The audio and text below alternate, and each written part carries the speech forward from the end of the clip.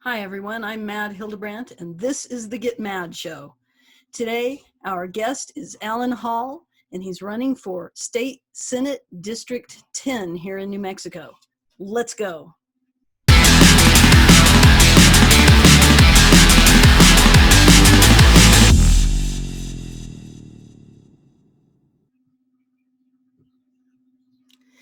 So, welcome to the show, Alan, and we're really happy to have you here today.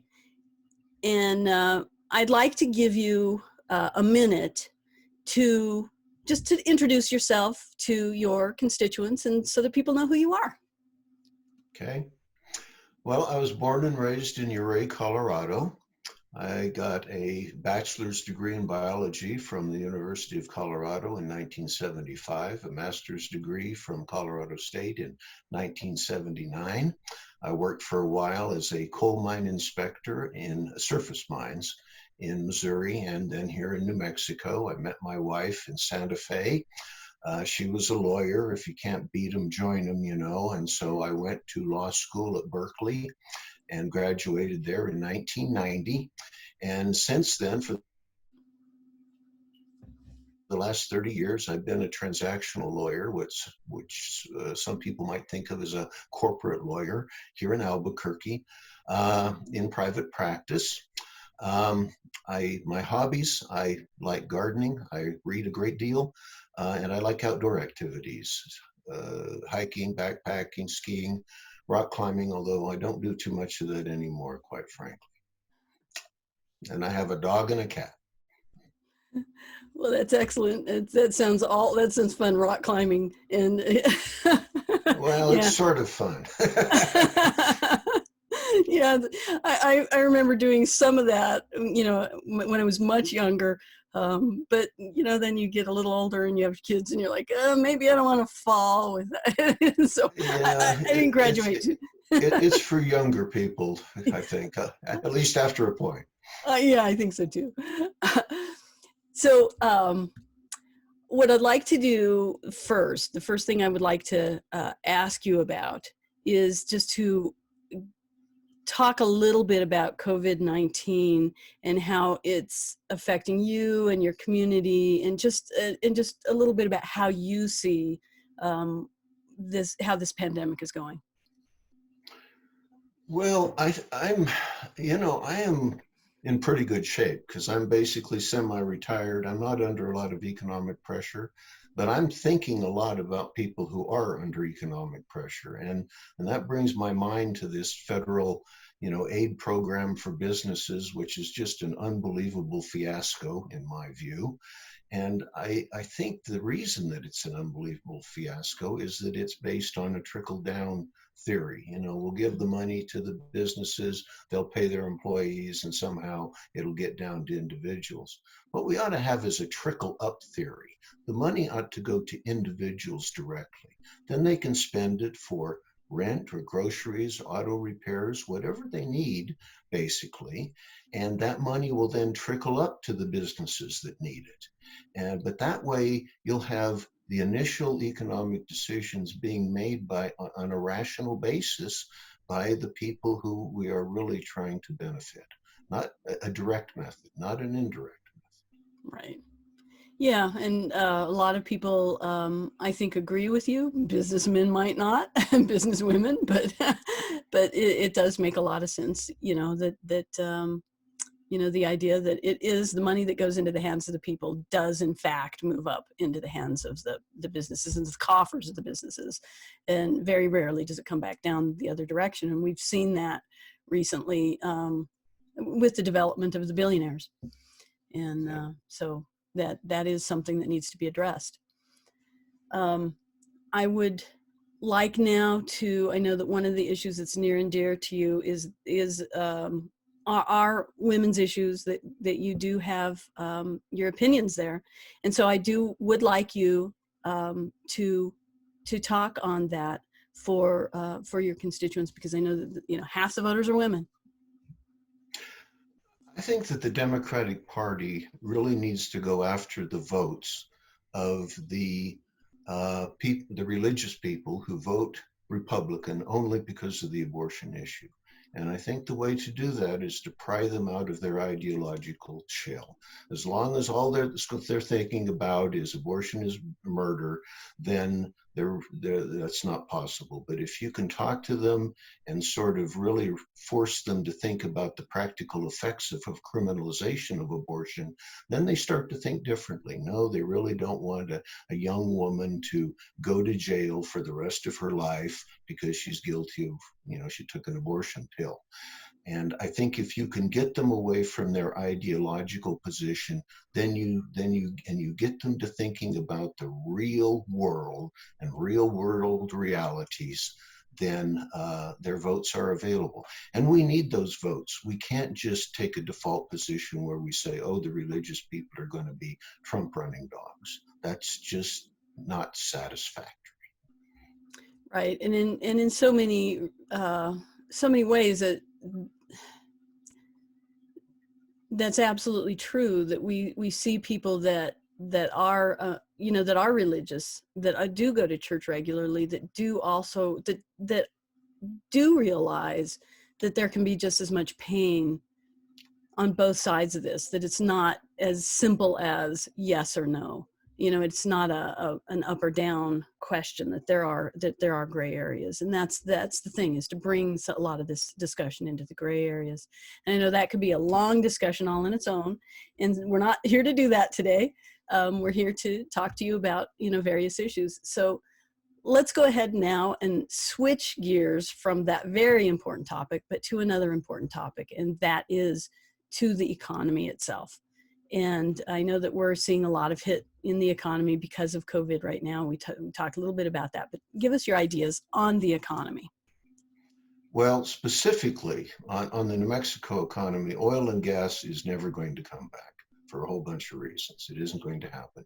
So I think we really need to push to make New Mexico a preferred retirement destination.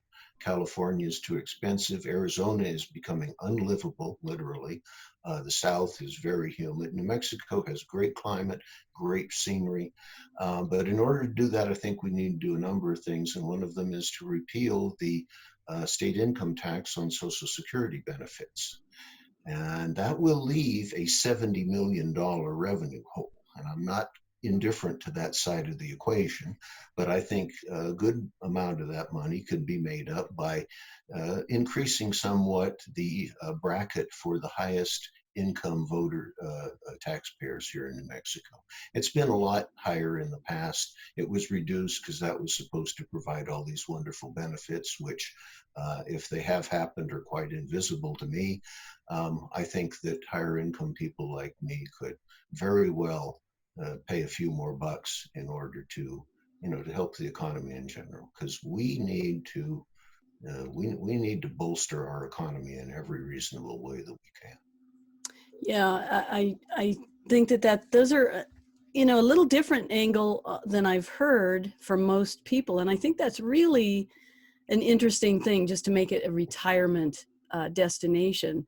That people are talking about various kinds of tourism, but actually making it the destination, and because you're right, we've gone and tried to spend some time in Arizona, and it is as hot as the blazes and getting hotter, and we're hot, but we're not that hot. And in the wintertime, this is really, really a nice place to go. Right. And it may not seem like a very sexy way of improving the environment, but that's what Phoenix did. And that's what Phoenix is still doing somehow, even though it's hotter than the devil. Yeah. There's money to be made there. I think you're right. I think you're right. And I'd like to see that happen, and good ideas. Talking about that, and again, it kind of flows almost directly out of that when we're thinking about the environment itself. And so let's talk about the environment and what we can do, where you put energy and the environment together. Well, I've got 1 minute, so I really need to focus on one thing, and that is power lines. and how we need to shift people's thinking about power lines, because commonly power lines are regarded as being bad. They're ugly, and there are a lot of myths about the health effects of the electrical fields and so forth.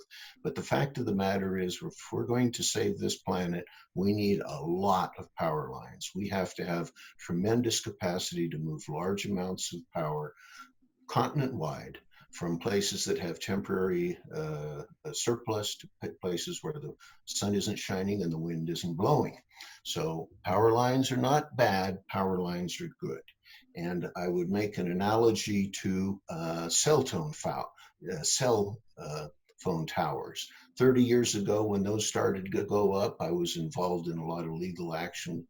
And boy, it was the end of the world. These things were so ugly and awful and terrible and so forth. Well, now it's 30 years later. They're still there. They're still ugly as hell. But you know what? We've just gotten used to them. And that's the way we need to think about power lines too. Yeah, that is pretty true. I guess the issue is just deciding where we have open spaces that we aren't going to put them, and where we can put them, and just kind of come up with these corridors or whatever we decide, to keep some places, some excuse me, some environmental areas that are wild. And it's just an issue of balance and debate. And now I know another issue that's important to you is the issue of guns and public safety. And so let's go ahead and shift gears again. Well, I've gotten questionnaires from both the NRA and Moms Demand Action, and I was interested to see that they're quite similar in one respect. They both focus almost exclusively on legal prohibitions or freedoms. It's all, do you oppose this restriction? Are you in favor of this restriction? But and there's a place for that stuff, of course. But I think that our gun problem is mainly a cultural problem, because we have sat around for 43 years now, and we have allowed the NRA to just spew out its fear and hysteria and whatever, and the government just hasn't pushed back against that. The government needs to start to push back against that. It needs to ask people to be responsible, to not think of guns as fantasy objects, to be brave instead of being cowardly. And I mean that seriously, because that's the NRA's view. Oh my God, you got to have a gun because there's a boogeyman around the corner. Mm-hmm. Yeah, and again, like in our first issue of the day, we're talking about something that there really is a gray area in between. There really is, that it isn't just all or nothing. And the idea that we have to have those two extremes is it hasn't worked and it isn't working, and we need to find that space in between. So I think that those are good thoughts. Let's go ahead. It looks like we're at the end. So let's go ahead and we'll do one more minute. And I would like you to, I don't want to give you your minute yet. Go ahead and talk directly to your voters, and tell them why they should be voting for you in this primary. Well, I'm focused, and I have been focused from the very beginning, on the coming general election. And I want to get Candace Gould out of that office. Now, District 10 has gone Republican the last 6 times. So it's not as if that there are just large number of flaming liberal voters who are ready to vote for a Democrat. There are a lot of conservatives, including a lot of conservative Democrats, that we have to appeal to. And, I'm not going to offer those people any bigotry, because I don't have that. But what I can offer those people, I think, is some moderate views on economic and fiscal issues. And I think I can win their votes that way. And, I think we always need to remember that we need to vote for the least worst candidate. And I think that Donald Trump won in 2016 because a lot of people lost track of that. Oh, I don't like Hillary. Well, you know what? Hillary would have been a wonderful choice. Absolutely. And Again, thank you so much for being here. I would like you to just give us your website and a way that people can get in touch with you and to donate. We'll also have that information in the comments below. But Right. go ahead and. Well, my website is HALLFORNM.com.